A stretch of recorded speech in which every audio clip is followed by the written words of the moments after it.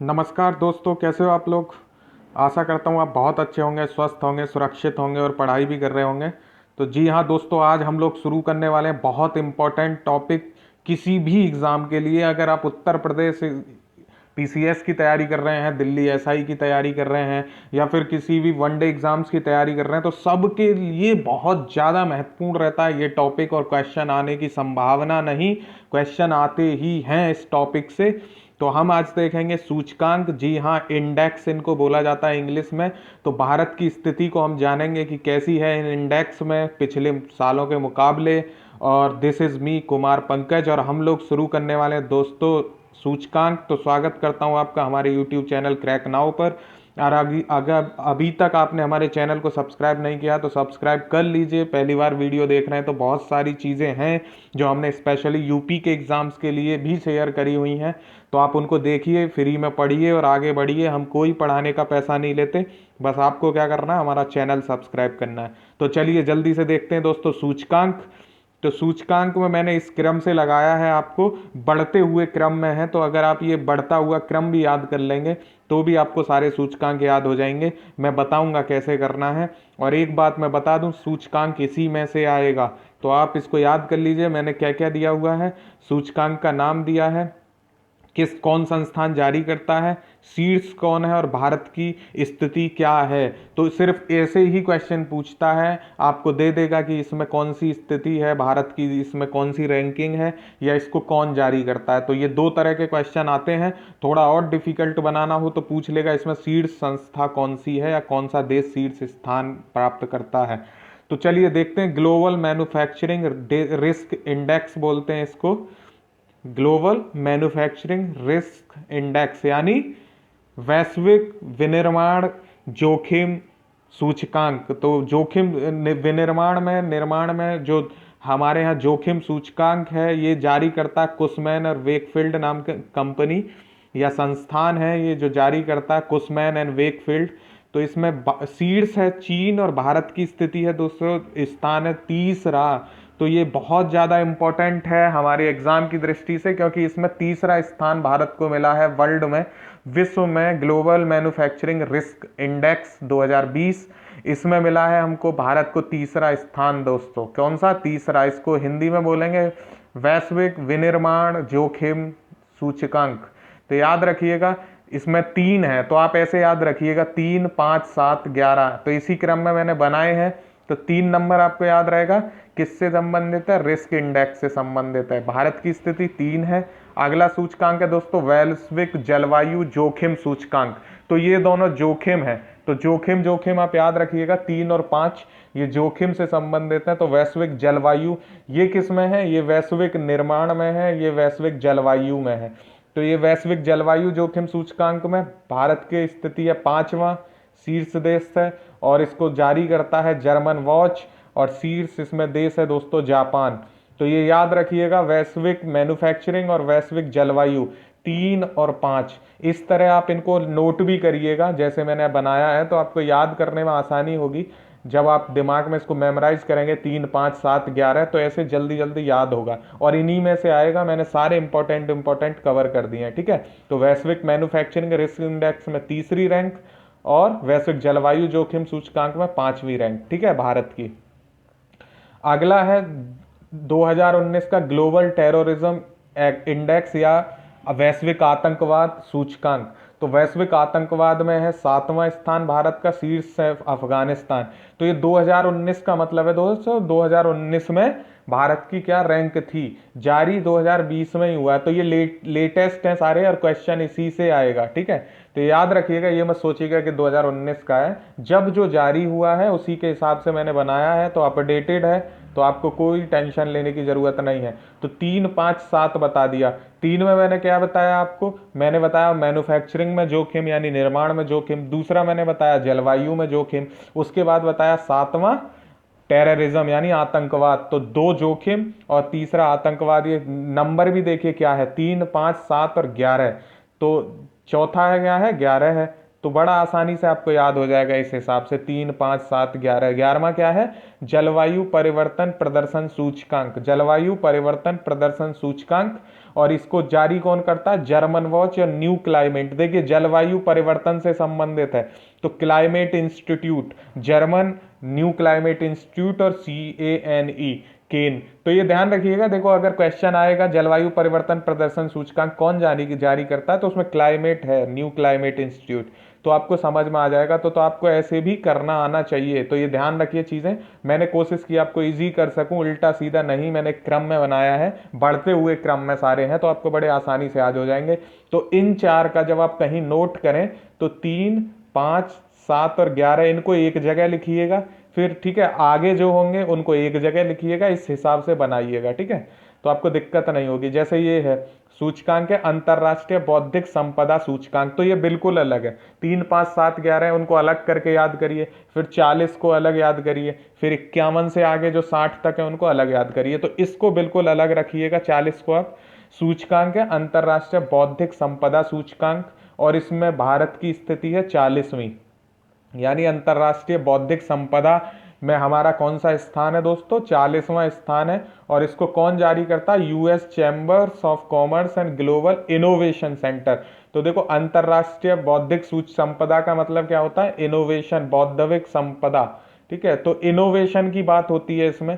तो बौद्धिक संपदा में हम कितना इनोवेशन कर रहे हैं, ये आता है हमारा स्थान 40वां। ठीक है, और सीड्स है इसमें अमेरिका, तो आप जानते हैं अमेरिका में इनोवेशंस ज़्यादा होते हैं, सीड्स कंपनियां वहाँ पे हैं, तो इससे आप इसको अंदाजा लगा सकते हैं। तो 40वें को अलग रखिएगा। ठीक है दोस्तों, अंतरराष्ट्रीय बौद्धिक संपदा सूचकांक में भारत की रैंक है 40। अब आता लोकतंत्र सूचकांक। ठीक है, लोकतंत्र सूचकांक। तो लोकतंत्र सूचकांक इसको इकोनॉमिस्ट इंटेलिजेंस यूनिट, ठीक है, इसको लॉन्च करती है या बताती है या इसको जारी करती है। और भारत की स्थिति है इसमें 51वां स्थान है। ठीक है, 51वां, और सीड्स पे नॉर्वे है। ठीक है, 51वां। इसको आप कैसे याद रखेंगे? आपको 5 साल का लिए हमारे यहाँ क्या होता है? हमारे यहाँ 5 साल के लिए एक बार के लिए चुनाव होते हैं। एक बार कोई चुना जाता है, 5 साल के लिए एक बार के लिए इलेक्शन होता है। तो आप इसको ऐसे याद रखिएगा कि लोकतंत्र कितने साल के लिए हमारे यहाँ चुनाव करवाता है? 5 साल के लिए एक बार चुनाव होते हैं, और आप चयनित कर देते हैं किसी एक को। तो ऐसे करके क्या बनता है? 51 बनता है। ठीक है, तो याद रखिएगा 5 साल के लिए एक बार आप चुनते हैं, और क्रम बनता है 51। तो इस तरह लोकतंत्र सूचकांक 2020 में भारत की स्थिति क्या है दोस्तों? 51वां स्थान है। ठीक है, अगला है नवाचार सूचकांक। तो नवाचार सूचकांक 2019 में भारत की स्थिति है 54वीं। हम नवाचार के मामले में, इनोवेशन के मामले में 54वें स्थान पे हैं। तो देखो हम बौद्धिक संपदा में जो हम इनोवेशन कर रहे हैं अंतरराष्ट्रीय बौद्धिक संपदा में, वहाँ 40वां है। लेकिन जो नवाचार सूचकांक है, ठीक है, इनोवेशन इंडेक्स बोलते हैं इसको, इनोवेटिव इंडेक्स भी पढ़ा जाता है, तो इसमें हमारी स्थिति 54वीं है, और कोरिया इसमें सबसे ऊपर है। सीड्स पे कोरिया है। नवाचार सूचकांक में हमारी 54वीं रैंक है। तो आप इनको कैसे याद रखेंगे? 51, 54 और 63 को आप एक साथ याद रखिएगा। तो ऐसे क्रम बनाइएगा, पेयर बनाइएगा 2-2, 3-3 के। तो इससे क्या है, आपको याद रहेगा। उस पेयर में अगर आपको एक भी याद रह जाएगा तो दोस्तों आप बड़े आसानी से कर लेंगे। मेरा तरीका तो यही है समझने का, पढ़ने का। आप कैसे पढ़ेंगे आप पे, लेकिन मैं आपको बता रहा हूँ कि आप ऐसे कर सकते हैं। तो नवाचार सूचकांक को ब्लूमबर्ग संस्था जारी करती है, और इसमें भारत की स्थिति है 54वीं। ठीक है, अगला सूचकांक है दोस्तों ईज ऑफ डूइंग बिजनेस। तो बहुत ज़्यादा important, ease of doing business, यानी ईज ऑफ डूइंग, व्यवसाय में कितना हमारे यहाँ सुगमता है। इसको व्यापार सुगमता भी बोलते हैं, व्यापार सुगमता सूचकांक। तो ये वर्ल्ड बैंक जारी करता है। कौन जारी करता है? वर्ल्ड विश्व बैंक इसको जारी करता है। न्यूजीलैंड इसमें शीर्ष पे, और भारत की स्थिति 63वीं है। भारत इसमें लगातार पिछले 3 साल से प्रदर्शन में सुधार कर रहा है। तो याद रखिएगा सूचकांक ईज ऑफ डूइंग बिजनेस सूचकांक में 63वां स्थान है भारत का। ठीक है, कौन सा स्थान है दोस्तों? 63वां। ईज ऑफ डूइंग बिजनेस में 63वां स्थान है भारत का। ठीक है, तो इसको आप अगर तोड़ के आप याद करना चाहें तो भारत पिछले 3 साल से इसमें ग्रोथ कर रहा है। ठीक है, और हम हमेशा दिन दुगनी रात चौगुनी वृद्धि कर रहे हैं। तो 3 दूनी 6 और 3 साल से हम ग्रोथ कर रहे हैं, तो 63वां बनता है। आप इसको ऐसे याद कर सकते हैं, आप चाहें तो इसको ऐसे भी डायरेक्ट भी याद कर सकते हैं, 51, 54, 63। तो 51वां मैंने आपको क्या बताया, लोकतंत्र, 54वां नवाचार सूचकांक और 63वां ईज ऑफ डूइंग बिजनेस। देखो मुझे तो आपको बताते बताते ही याद हो गए। फिर आता है 63 के बाद 68, 68वां है वैश्विक प्रतिस्पर्धी सूचकांक, ठीक है। तो वैश्विक प्रतिस्पर्धी सूचकांक अगर आता है तो इसको विश्व आर्थिक मंच जारी करता है। ध्यान रखिएगा इन दोनों में फर्क है, वैश्विक प्रतिभा है, ठीक है, और ये वैश्विक प्रतिस्पर्धी है, ठीक है। तो ये दोनों में फर्क है और मैंने दोनों को इसीलिए जारी किया है कि आपको कंफ्यूजन ना हो। वैश्विक प्रतिस्पर्धी सूचकांक 2019 जिसको विश्व आर्थिक मंच जारी करता है, इसमें 68वां स्थान है। और वैश्विक प्रतिस्पर्धा प्रतिभा का प्रतिस्पर्धा आए तो उसमें हमारा 72वां स्थान है। इसको इंस्टेड बिजनेस स्कूल, गूगल और अनेक ग्रुप जारी करते हैं, इंस्टेड बोलते हैं इसको, और ठीक है। और ये विश्व आर्थिक मंच, वर्ल्ड इकोनॉमिक फोरम भी बोलते हैं इसको, WEF, ठीक है, वर्ल्ड इकोनॉमिक फोरम। तो अगर जो भी क्वेश्चन आए तो आप उस हिसाब से करिएगा। वैश्विक प्रतिस्पर्धी सूचकांक में हमारा 68वां है और वैश्विक प्रतिभा में 72वां है। तो 4 का फर्क है, जो भी आए आप बता दीजिएगा। इंस्टेड बिजनेस स्कूल या गूगल वाला पूछे तो 72वां है, विश्व आर्थिक मंच वाला पूछे तो 68वां है, सीड्स इसमें सिंगापुर है और इसमें स्विट्जरलैंड है, ठीक है।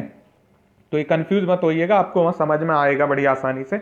ऑप्शन होगा ही वो 68वां होगा या 72वां होगा, और बाकी एक दोनों एक साथ नहीं होते, इतना ज़्यादा कंफ्यूज नहीं करेंगे वो आपको एग्जाम में, ठीक है। तो इससे आपको समझ में आ जाएगा। अगला है सूचकांक वैश्विक आर्थिक स्वतंत्रता सूचकांक।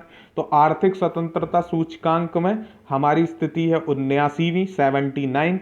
आप इसको याद रखिएगा। जारी कौन करता है, Canadian think tank Fraser Institute और भारतीय think tank Centre for Civil Society इसको जारी करते हैं। वैश्विक आर्थिक स्वतंत्रता सूचकांक इसमें है 79वां। तो इनको आप यहाँ पेयर में याद रखिएगा, इन दोनों को आप यहाँ पेयर में याद रखिएगा, 68वां और 72वां। तो ऐसे करके आप पेयर में याद करिएगा, आपको दिक्कत नहीं होगी, ठीक है। लिखिएगा भी आप ऐसे ही।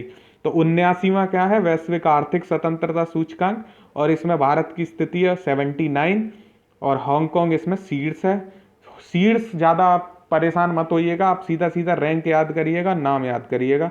अगर आपको ज़्यादा और शार्प करना है अपने आप को तो सीड्स पे आप लास्ट में जाइएगा कि कौन सा सीड्स है, ठीक है। क्योंकि सीड्स आप आसानी से लगा लेंगे अगर एक आध बार पढ़ लेंगे, तो रैंक आपको याद होनी चाहिए। क्योंकि कई बार ऑप्शन ऐसा आ जाएगा कि 78, 79, 80, 81, तो आप अगर आसपास भी होंगे ना तो भी कंफ्यूज हो सकते हैं। इसलिए रैंक आपको बिल्कुल अच्छे से याद होनी चाहिए, इसको 4-5 बार रिवाइज करिएगा। अगला सूचकांक है वैश्विक भ्रष्टाचार धारणा सूचकांक। तो भ्रष्टाचार में हमारा स्थान 80वां है दोस्तों, और इसको ट्रांसपेरेंसी इंटरनेशनल जारी करता है। तो इसको समझ सकते हैं, देखो ट्रांसपेरेंसी जहाँ पे होगी, पारदर्शिता जहाँ पे होगी वहाँ भ्रष्टाचार का पता चलेगा, ठीक है। तो इसको ट्रांसपेरेंसी इंटरनेशनल जारी करता है। डेनमार्क और न्यूजीलैंड इसकी शीर्ष की संस्था है और भारत का स्थान है 80वां, ठीक है। तो आर्थिक स्वतंत्रता, आर्थिक मतलब धन का मामला, भ्रष्टाचार मतलब धन का मामला, दोनों 79 और 80 से संबंधित हैं। तो आप इसको ऐसे करके याद कर सकते हैं इन दोनों सूचकांकों को, ठीक है दोस्तों। अगला है हेनले पासपोर्ट इंडेक्स। तो हेनले पासपोर्ट इंडेक्स में हमारा संस्था का, हमारी भारत का 84वां स्थान है और इसको हेनले और पार्टनर्स ही जारी करते हैं। जापान इस पे शीर्ष पे है और इसका मतलब होता है कि कौन से देश के पासपोर्ट की ज़्यादा क्षमता है, ज़्यादा पावर है, आप बिना पासपोर्ट के कितने देशों में आप घूम सकते हैं। तो उसके हिसाब से आपको देश को या आपके वीज़ा को मिलता है रैंकिंग। तो भारत 84वां स्थान इसमें प्राप्त करता है और जापान इसमें प्रथम स्थान प्राप्त करता है। जापान के निवासी बिना वीज़ा के बहुत सारे मोस्टली देशों में जा सकते हैं। भारत के भी इसी हिसाब से भारत की रैंकिंग है 84वीं, ठीक है। हेनले पासपोर्ट इंडेक्स में 84वां स्थान है भारत का। अगला सूचकांक है दोस्तों मानव पूंजी सूचकांक, इसको HDI भी बोलते हैं। तो इसको याद रखिएगा, बहुत इंपॉर्टेंट है। ह्यूमन डेवलपमेंट इंडेक्स, मानव पूंजी सूचकांक, सिंगापुर इसमें शीर्ष पे है। विश्व बैंक इसको जारी करता है, भारत की रैंकिंग है इसमें 115। तो मानव पूंजी सूचकांक में 115 रैंक है, विश्व बैंक इसको जारी करता है, HDI ह्यूमन डेवलपमेंट इंडेक्स बोलते हैं इसको, तो याद रखिएगा, ठीक है। अगला सूचकांक है दोस्तों SDG यानी सतत विकास लक्ष्य, सस्टेनेबल डेवलपमेंट गोल इसको बोलते हैं इंग्लिश में, SDG इंडेक्स। इसमें भारत की स्थानीय रिपोर्ट है 117, ठीक है, और वहां यहाँ कितना था 115। तो देखो मानव विकास पूंजी में हमारा स्थान है 115। तो जब हम मानव विकास में ग्रोथ करेंगे तभी तो हम सतत विकास लक्ष्यों को प्राप्त कर पाएंगे, तो ये 117 है, तो दोनों आसपास हैं। और इसमें शीर्ष है स्वीडन, आप याद रखिए इसमें 117 जो महत्वपूर्ण है भारत का स्थान सतत विकास लक्ष्य में। इसको सतत विकास रिपोर्ट में ही इसको जारी भी किया जाता है, तो इसमें आपको संस्थान की तो दिक्कत होगी नहीं, आपको सिर्फ याद रखना 117। तो देखो आर्थिक से संबंधित हमारा ह्यूमन डेवलपमेंट से इंडेक्स अगर ह्यूमन मानव विकास करेगा तो हमारे सतत विकास लक्ष्य में हम ग्रोथ करेंगे, तो 115 से ग्रोथ करके 117 पे आए, ठीक है। तो ऐसे करके आप इसको तोड़ सकते हैं। अगला सूचकांक है महिला शांति और सुरक्षा। तो महिला शांति और सुरक्षा के मामले में हमारा स्थान है 133वां, ठीक है। कौन सा स्थान है दोस्तों 133वां, इसको बिल्कुल अलग करके याद करिएगा। ऐसे मैंने आपको दो ही बताए हैं, एक तो 40वां बताया बिल्कुल अलग करके, एक 133वां बताया बिल्कुल अलग करके।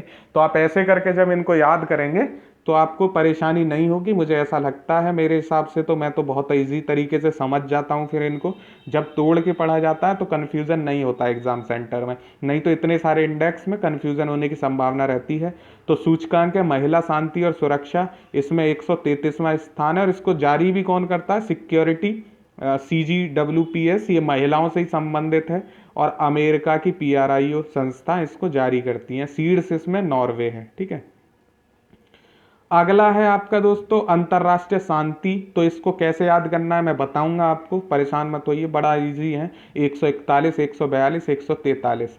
तो देखिए अंतर्राष्ट्रीय शांति सूचकांक अर्थशास्त्र और शांति के लिए संस्थान के इसको जारी करता है, तो इसको आप आराम से याद कर लेंगे, ये दिक्कत ही नहीं होगी। सूचकांक 141, आइसलैंड इसमें टॉप पे है, आइसलैंड, भारत का स्थान 141वां है।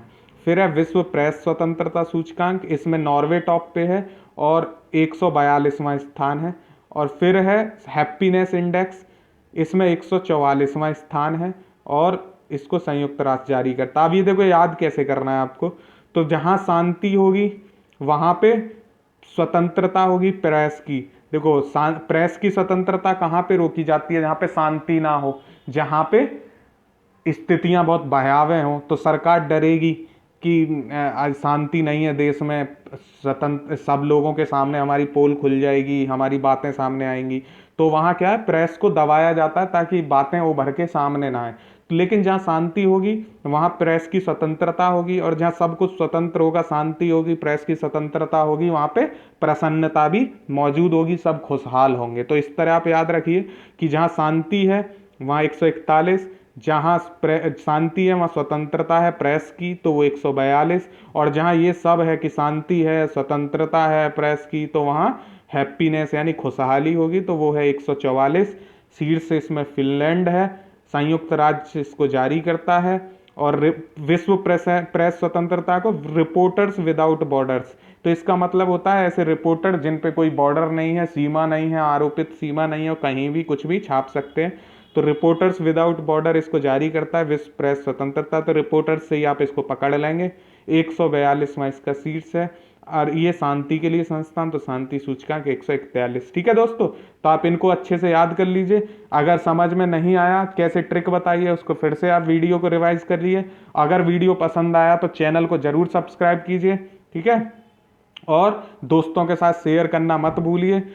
आगे बढ़ते रहिए, स्वस्थ रहिए, सुरक्षित रहिए। थैंक यू सो मच दोस्तों, प्लीज़ सब्सक्राइब करिए और हमें सपोर्ट करिए। Thank you so much, have a good day, God bless you all.